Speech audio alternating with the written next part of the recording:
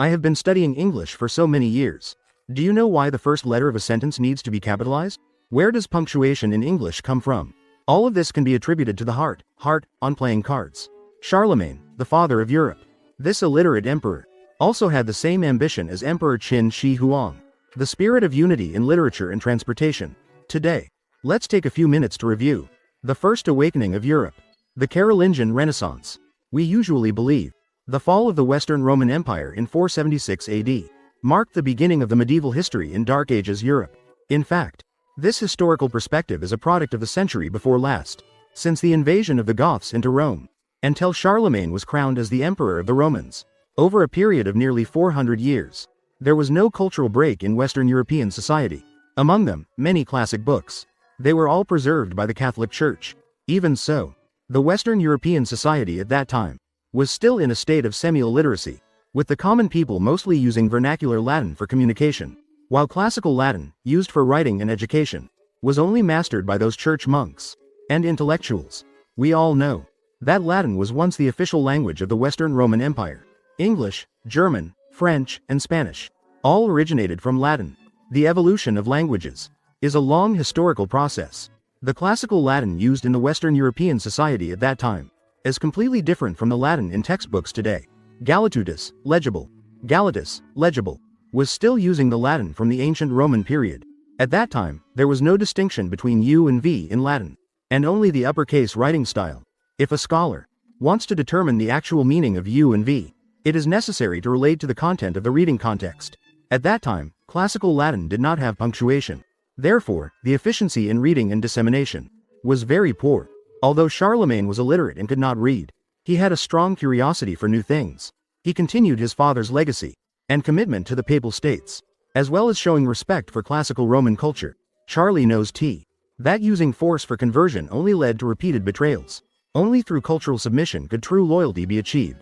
Under his orders, learning how to read and write Latin became a compulsory course for all missionaries at that time.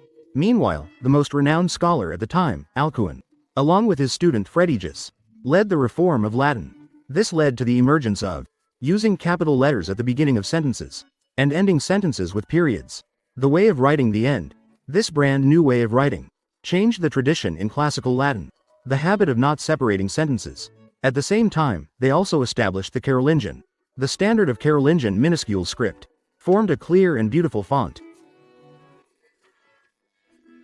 Led by Alcuin, the palace scholars, under the direction of Charlemagne, began to organize ancient texts.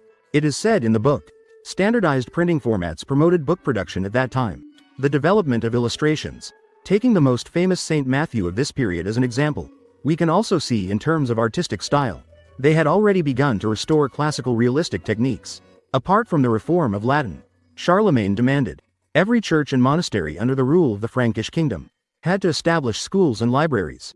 These public facilities were not only for training talents for the church, but also open to the entire society. From then on, the church was no longer just a religious place. Instead, they were educational institutions of general knowledge at the time. They taught theology in Latin and the liberal arts of ancient Greece, namely logic, grammar, and rhetoric, mathematics, geometry, astronomy, and music. These subjects later became the main subjects of medieval universities, hence also known as the 7 liberal arts in Europe.